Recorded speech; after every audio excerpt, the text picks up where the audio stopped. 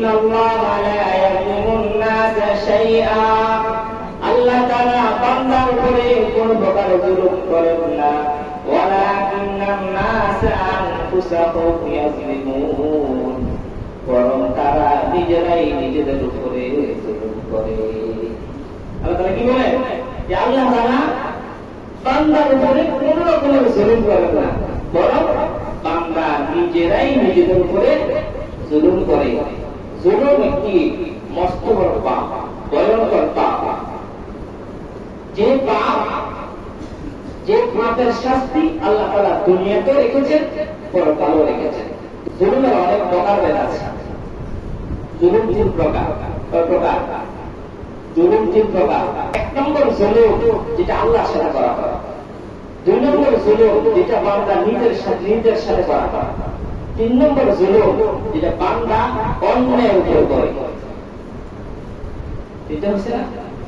এক নম্বর জুলুম যেটা আল্লাহর সাথে করা হয়, আল্লাহর সাথে যে জুলুম করা হয় সেই জুলুমের নাম হচ্ছে শিরক। শিরক যে করবে, শিরকের গুনাহ আল্লাহ তাআলা কখনো মাফ করবে না। লুকমান আলাইহিস সালাম তার সন্তান, ইয়া বুনাইয়া লা তুশরিক বিল্লাহ, হযরত লুকমান আলাইহিস সালাম তার সন্তানকে ওসিয়ত করিয়েছেন, হে আমার পুত্রগণ, তুমি শিরক করবে না। কি করবে না? শিরক করবে না। কেন শিরক করবে না? ইন্নাশ শিরকা লাযুলমুন আযীম, নিশ্চয় শিরক বড় গুনাহ, মস্ত বড় গুনাহ। কে? শিরক। তবে শিরক করা এটা বড় গুনাহ। শিরক কার সাথে করা হয়? আল্লাহর সাথে করা হয়। আমরা যা কিছু করি, যত ইবাদত করি, সব ইবাদত কার জন্য করি? আল্লাহর জন্য করি। ইবাদত পাওয়ার একমাত্র উপযোগী যিনি হচ্ছেন আল্লাহ। আমরা নামাজ পড়ি কার জন্য? আল্লাহর জন্য। রোজা রাখি আল্লাহর জন্য। সাদকা করি আল্লাহর জন্য। হজ করি, যাকাত দিই কার জন্য? আল্লাহর জন্য। সব কিছু করি আল্লাহর জন্য। যা কিছু আল্লাহর জন্য করি তা যদি অন্যের জন্য করা হয় তখন হচ্ছে শিরক। শিরক মানে অংশীদার করা। অংশীদার স্থাপন করার নাম হচ্ছে শিরক। তাহলে আল্লাহ সকল ক্ষমতার অধিকারী। আল্লাহ সকল ক্ষমতার অধিকারী। কেউ যদি বলে যে আরো কেউ আছে ক্ষমতার মালিক, তাহলে এটা কি? শিরক। দেওয়ালা কে? আল্লাহ। সব কিছু যার থেকে আমরা পেয়ে থাকি তিনি কে? আল্লাহ।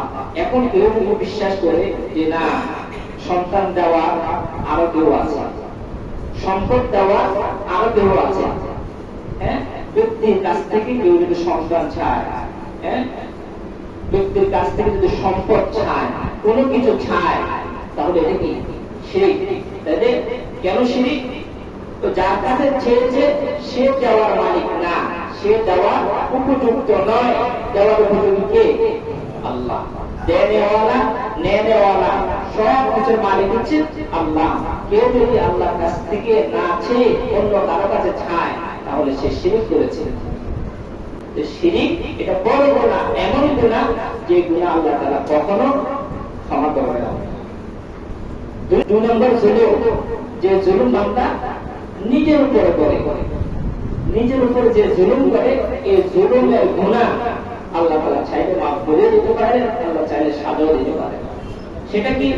আমরা প্রয়োজনে যে আমল করি, আমল যেটা করি, আমল করলে আল্লাহ তাআলা আমাদেরকে একটা নেক আমল যখন করি, নেক আমলের বিনিময়ে শুধু আল্লাহ তাআলা আমাদেরকে সওয়াব দেন। কি দেন? সওয়াব দেন।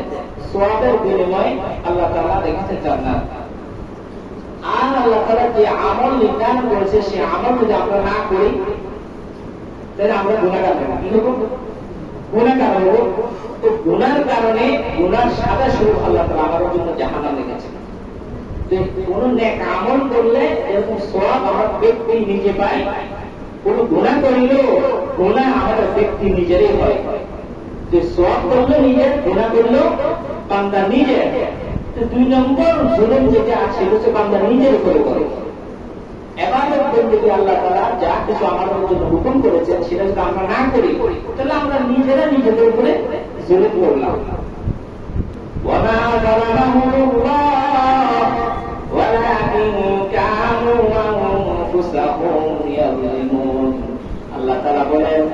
আল্লাহ তাআলা তাদের উপর জুলুম করে না, বরং তারা নিজেরাই নিজেদের উপর জুলুম করে।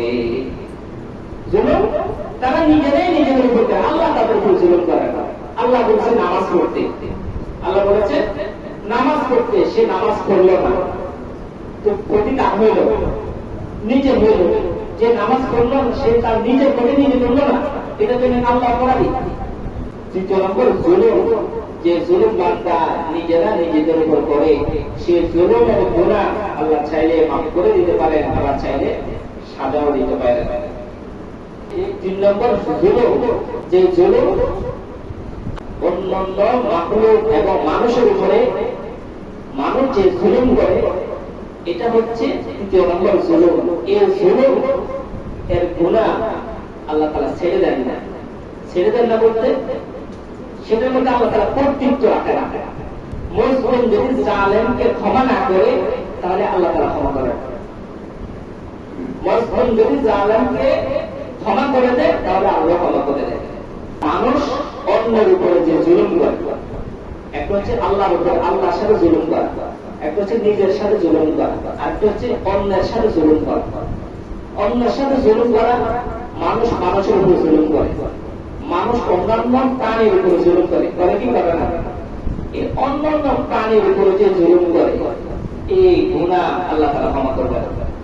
অন্যান্য মানুষের উপরে যে জুলুম করা হয়, সেই গুনাহ আল্লাহ তাআলা ক্ষমা করবে না। অন্যান্য মানুষের উপরে কিভাবে জুলুম করা হয়? একজনের 1 বিঘা জায়গা পড়ে আছে, আপনার জোর আছে, আপনার ক্ষমতা আছে, আপনার বল আছে, আপনার অর্থ আছে, আপনি সেটা অন্যায়ভাবে ভোগ করে নিয়ে গেলেন, সেটা তার উপরে কি জুলুম? অন্যায়ভাবে কারো জমি দখল করে নিয়ে যাওয়া, সেটা জুলুম। এই জুলুম, এই জুলুমের সাজা যার জায়গা যে দখল করে নিয়ে গেছে, সে যদি ক্ষমা না করে, কিয়ামতের ময়দানে আল্লাহ তাআলা ওই ব্যক্তিকে ক্ষমা করবে না। হাদিস শরীফের মধ্যে আছে, রাসূলুল্লাহ সাল্লাল্লাহু আলাইহি ওয়াসাল্লাম, মান আখাযা শিবরান মিনাল আরদি যুলমান ফাইন্নাহু ইয়াতাওয়াফু ইয়াওমাল কিয়ামাতি মিন 7 আরদিন। রাসূলুল্লাহ সাল্লাল্লাহু আলাইহি ওয়াসাল্লাম বলেন, যে ব্যক্তি অন্যায়ভাবে কারো 1 বিঘা জায়গা দখল করে, আল্লাহ পাক রব্বুল আলামিন কিয়ামতের ময়দানে 7 গজ জমিন শিকল দ্বারা বদ্ধ করে তার গলার মধ্যে ঝুলাই দিবেন। নাউযুবিল্লাহ। কি বলেছেন?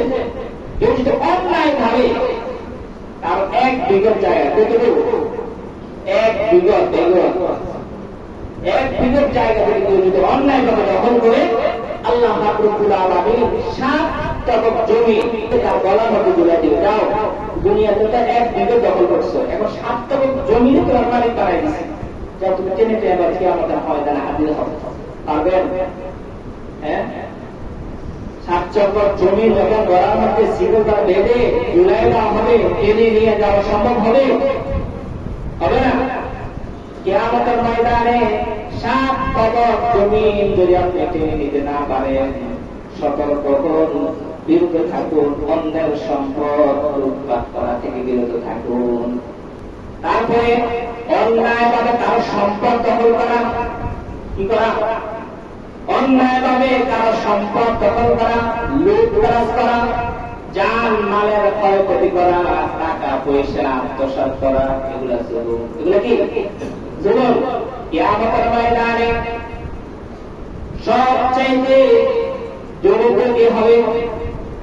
রাসূলুল্লাহ সাল্লাল্লাহু আলাইহি ওয়াসাল্লাম সাহাবায়ে কেরামকে বলতেন, হে আমার সাহাবারা, সবচাইতে দরিদ্র ব্যক্তিকে কাকে জিজ্ঞেস করছেন? রাসূলুল্লাহ সাল্লাল্লাহু আলাইহি ওয়াসাল্লাম সাহাবায়ে কেরামকে জিজ্ঞেস করলেন, হে আমার সাহাবারা, সবচাইতে দরিদ্র ব্যক্তি কোন ব্যক্তি? সাহাবায়ে কেরাম বললেন, ইয়া রাসূলুল্লাহ, যার কোনো টাকা পয়সা নাই, যার কোনো অর্থ সম্পদ নাই, যার খাবার কিছু নাই, সে তো দরিদ্র।